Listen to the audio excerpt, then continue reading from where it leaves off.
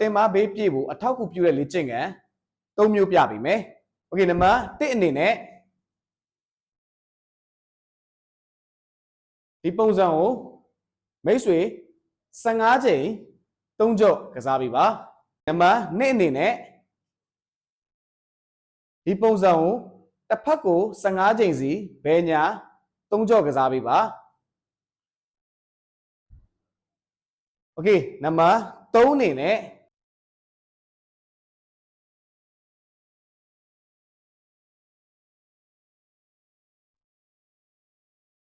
ဒီပုံစံကို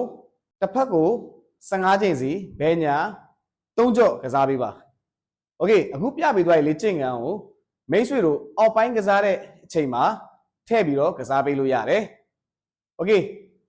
ဒီဗီဒီယိုဘယ်မျိုးကကြည့်နေလဲပြီးတော့ဘယ်အချိန်မှာကြည့်နေလဲဆိုတာ comment မှာမှတ်ခဲ့ပြီပါ။ Okay အားလုံးကျေးဇူးတင်ပါတယ်